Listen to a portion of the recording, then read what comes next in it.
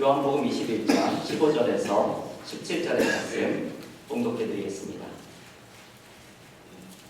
그들이 조각 먹은 후에 예수께서 시몬 베드로에게 이르시되 요한의 아들 시몬아 내가 이 사람들보다 나를 더 사랑하느냐 하시니 이르되 주님 그러하나이다.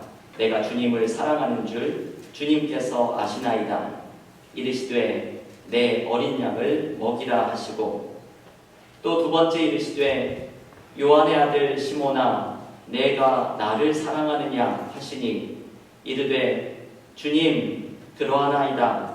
내가 주님을 사랑하는 줄 주님께서 아시나이다.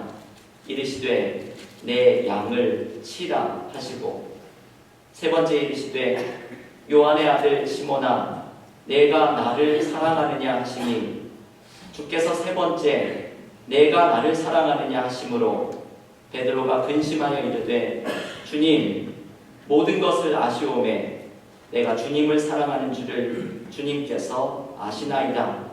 예수께서 이르시되 내 어린 양을 먹이라. 네. 요즘 예수님과 동행하는 삶을 살아가기 위해서 예수를 만난 사람들 연속 설교를 나누고 있습니다. 이번 설교가 12번으로 마치게 되는데요. 오늘 11번째 시간으로는 부활하신 주님을 만난 베드로의 이야기를 함께 묵상합니다. 오늘 우리가 묵상하는 요한복음 21장은 읽을 때마다 은혜가 되는 장입니다. 이 요한복음 21장은 물고기를 잡으러 갈릴리 호수로 돌아간 베드로의 이야기로부터 시작됩니다. 오늘 본문의 3절에서 베드로가 말하기를 나는 물고기 잡으러 가노라 말하는데 여러분 이 말에는 베드로의 실패와 좌절감이 잔뜩 들어있는 안쓰러운 말입니다. 예수님의 제자로 처음 부르심을 받았을 때 어부라는 이 직업을 버리고 주님을 따라 나섰던 베드로가 이제 예수께서 십자가에 돌아가실 때 주님을 배반하고 다시 옛날에 그 버렸던 어부의 직업으로 돌아갔기 때문입니다. 아마도 베드로의 마음에는 이런 마음들이 있었겠죠. 주님을 배반한 미안함, 내가 이 정도밖에 안 되었던가 부끄러운 자신에 대한 실망감이 가득했을 것입니다. 오늘의 본문은 실패한 제자인 베드로를 주님께서 다시 찾아오셔서 베드로를 회복시켜 주시고 다시금 제자로서의 소명을 주시는 장면입니다. 그런데 여러분 주님이 베드로를 회복시키고 소명을 주시는 오늘의 본문의 핵심은 아주 단순합니다. 사랑의 확인입니다. 그것도 3번이나 베드로의 사랑을 확인하십니다. 오늘 본문의 요절인 요한복음 21장 17절에서 주님은 이렇게 말씀하십니다. 세 번째 이르시되 요한의 아들 시몬아 내가 나를 사랑하느냐 하시니 주께서 세 번째 내가 나를 사랑하느냐 하심으로 베드로가 근심하여 이르되 주님 모든 것을 아시오매 내가 주님을 사랑하는 줄을 주님께서 아시나이다. 예수께서 이르시되 내 양을 먹이라. 여러분 주님은 실패한 베드로를 찾아오셔서 회복시켜 주시기를 원하시는데 그 대화의 핵심이 바로 주님을 사랑하느냐는 질문입니다. 내가 나를 사랑하느냐? 3번에 걸쳐서 던지는 이 질문이 주님이 베드로를 회복시키는 요한복음 21장의 핵심 메시지입니다. 이것은 단순하면서도 중요한 메시지를 우리에게 알려줍니다. 우리가 회복되는 방법은 바로 주님을 사랑하는 것이라는 말씀입니다. 한 책에서 다니엘 김 선교사님이라는 분의 이야기를 읽었습니다. 이 선교사님이 사역이 너무나도 힘이 들어서 나는 왜 이렇게 힘들게 살아야 하나 힘들어하고 한탄할 때가 있었다고 합니다. 그러던 어느 날 어떤 사람이 선교사님을 찾아왔는데 이분은 성령님이 보내서 왔다고 말을 하면서 하나님께서 선교사님에게 전하라는 말씀이 있어서 찾아왔다는 것입니다. 이 선교사님은 혹시 이 사람이 좀 이상한 사람 아닌가, 이단은 아닐까 좀 조심스러워하면서도 그래도 말해보라고 얘기했더니 이분이 이렇게 말합니다. 하나님이 선교사님에게 말씀하시네요. 제발 힘든다는 말 좀 하지 마라. 내가 더 힘들다. 이 말을 듣고 선교사님이 멍해지면서 그 이후에는 어떤 상황에서도 힘들다는 말을 하지 않고 주의 일에 열심을 냈다고 합니다. 여러분, 이 말이 많은 것을 생각하게 하죠. 제발 힘든다는 말 좀 하지 마라. 내가 더 힘들다. 이 말에는 이런 의미가 담겨 있습니다. 하나님께서는 우리가 힘들다는 말 좀 그만하고, 그런 너를 보는 내가 더 힘들구나, 이제 좀 그만 힘들다고 말하고 이제는 사랑하여라. 주님을 사랑하기를 초대하시는 말씀입니다. 왜냐하면 주님을 사랑하는 것이 우리에게 힘이 되고, 주님을 사랑하기 시작할 때 우리는 회복되기 때문입니다. 여러분, 왜 그럴까요? 왜 주님께서는 베드로에게 이 사랑을 초대하시는 것일까요? 주님을 사랑하는 것이 왜 우리에게 힘이 되고, 주님을 사랑할 때 우리는 왜 회복되는 것일까요? 그 이유는 우리가 그렇게 지음을 받은 존재들이기 때문입니다. 우리는 주님과의 교제 속에서만 완전한 삶의 의미를 찾고, 주님과의 교제 속에서만 완전한 생명력을 공급받도록 그렇게 지음을 받은 존재들이기 때문입니다. 이사야서 43장 21절은 이렇게 말합니다. 이 백성은 내가 나를 위하여 지었나니 나를 찬송하게 하려 함이니라. 하나님은 우리를 찬송하게 하려고 지으셨다고 말씀합니다. 하나님과의 교제가 우리의 창조의 목적이라는 것이죠. 이 하나님은 삼위일체 하나님을 의미합니다. 우리는 하나님과 교제할 때 삶의 의미를 발견하도록 지음을 받았습니다. 이것이 우리의 창조의 목적입니다. 지난주에 이곳 뉴저지와 뉴욕에서 목회하시는 한인 목사님들과 사모님 10여 분이 저희 교회에 방문하셨다가 가셨습니다. 목회자들 간의 좋은 교제가 있는 시간이었습니다. 그런데 그날 모임에서 제가 은근히 신경 쓰였던 것 중에 하나가 제 사무실에 있는 화분이었습니다. 제 방에는 선인장 화분이 하나 있는데, 이 선인장은 지난주에 방문하셨던 목사님들 중에 한 분이 저에게 선물로 준 것이었습니다.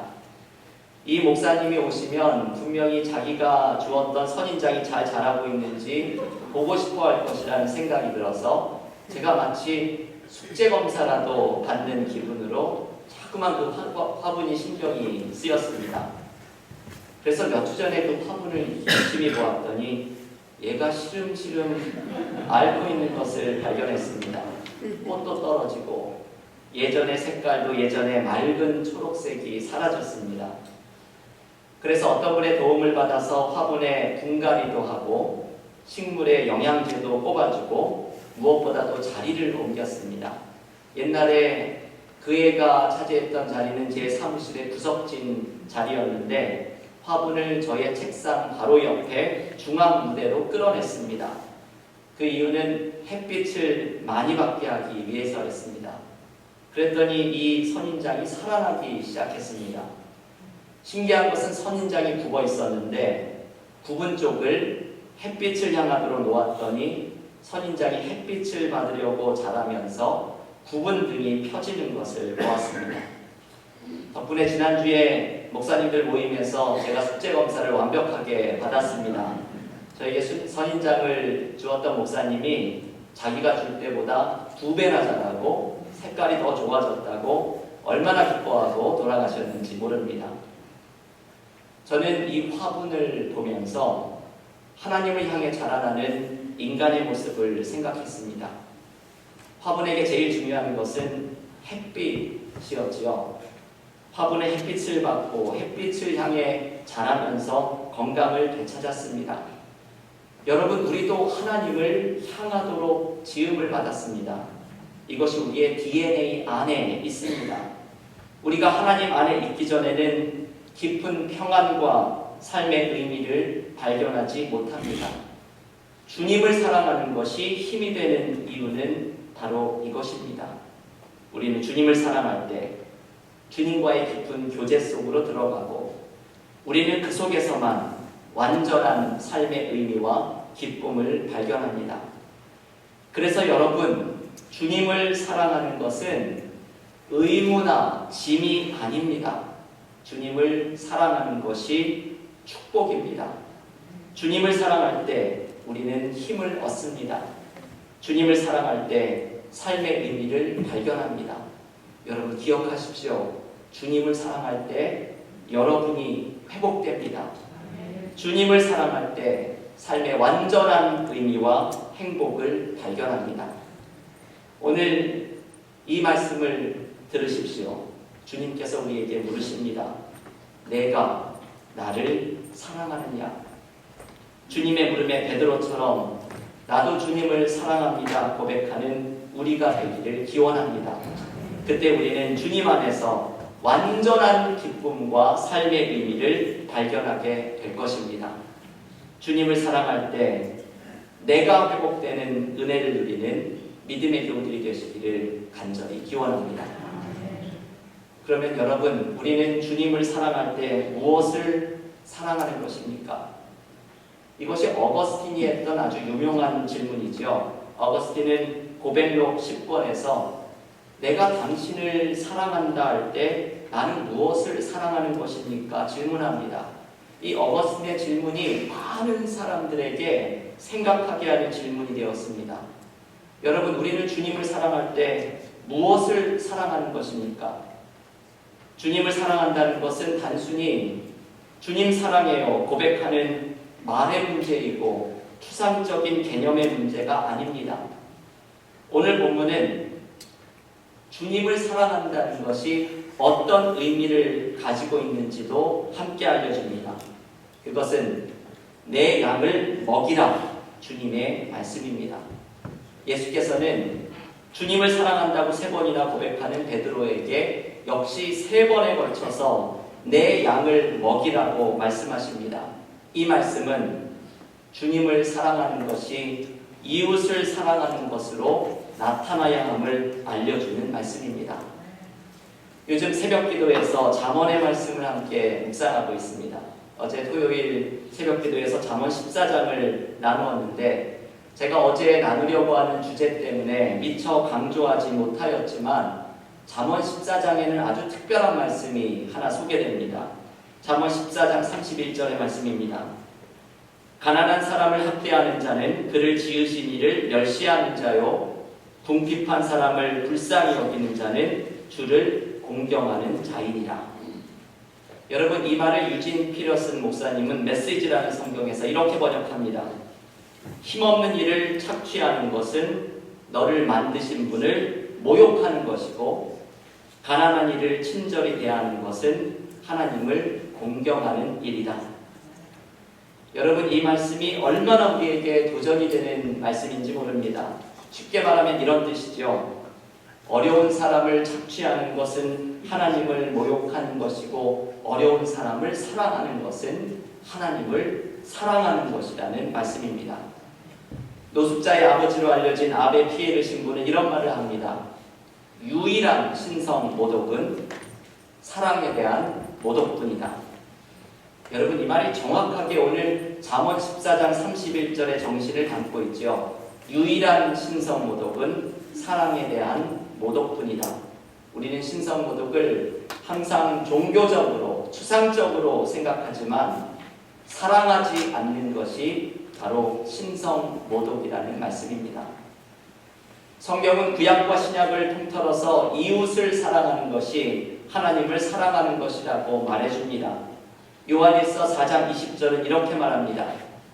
누구든지 하나님을 사랑하노라 하고 그 형제자매를 미워하며 이는 거짓말하는 자니 보는 바 형제자매를 사랑하지 아니하는 자는 보지 못하는 바 하나님을 사랑할 수 없느니라. 여러분, 하나님을 사랑하는 것은 이웃을 사랑하는 것으로 나타나야 합니다. 그래서 우리는 오늘의 질문에 이렇게 대답해야 합니다. 내가 주님을 사랑한다고 말할 때 나는 무엇을 사랑하는 것입니까? 그것은 이웃을 사랑하는 것입니다. 이웃을 사랑할 때 주님을 사랑하는 것이고, 주님을 사랑할 때 우리는 완전한 회복과 삶의 의미를 발견합니다.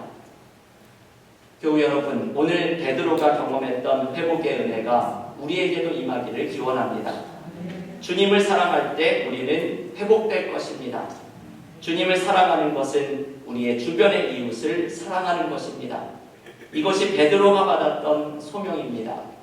베드로는 사랑하라는 소명을 받았고 사랑할 때 회복되리라는 약속을 받았습니다. 오늘 우리는 예배 후에 공동의회를 엽니다.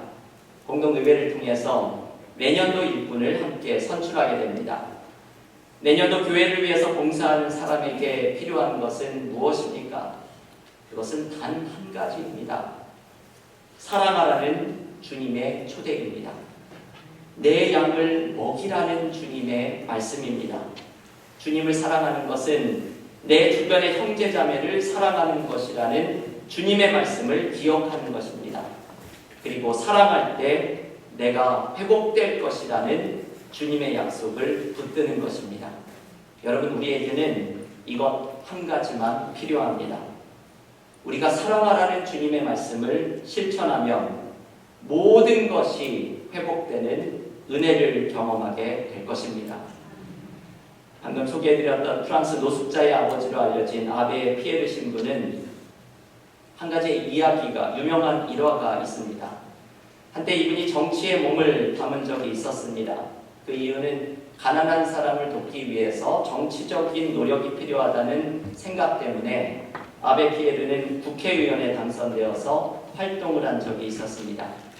2차 세계대전이 끝나고 그가 국회의원이 되려고 한참 선거운동을 하고 있을 때 이런 일이 벌어졌습니다. 대중 연설을 하고 있는데 그 연설을 듣고 있던 군중 속에서 피에르 신부에 대한 비방과 욕설의 말을 쏟아내는 사람들이 있었습니다. 그때 어떤 사람이 한마디 하겠다면서 단위에 오릅니다. 초라한 노인이었습니다. 이 노인은 마이크를 잡더니 이렇게 말을 합니다.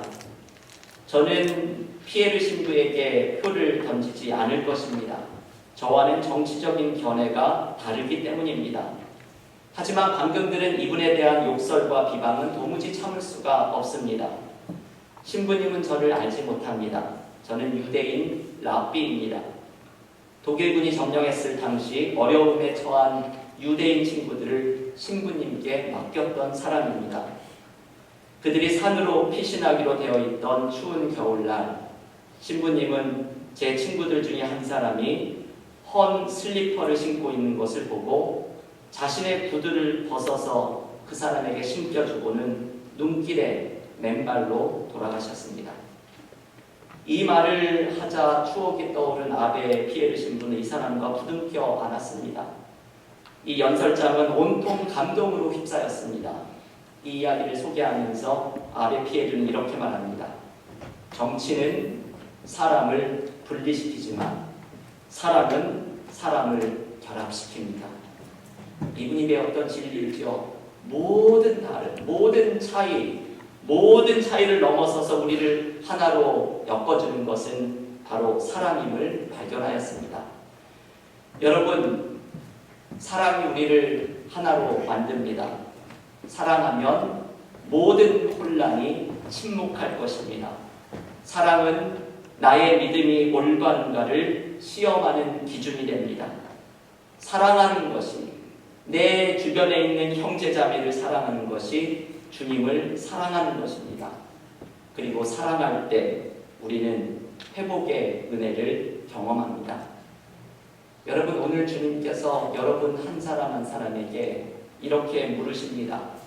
내가 나를 사랑하느냐? 그러면 내 양을 먹이라. 이웃을 사랑하며 주님을 사랑하고 주님을 사랑할 때 회복되는 은혜를 풍성히 경험하는 우리 믿음의 공동체, 우리들 한 사람 한 사람 믿음의 삶이 되기를 주님의 이름으로 간절히 축원합니다.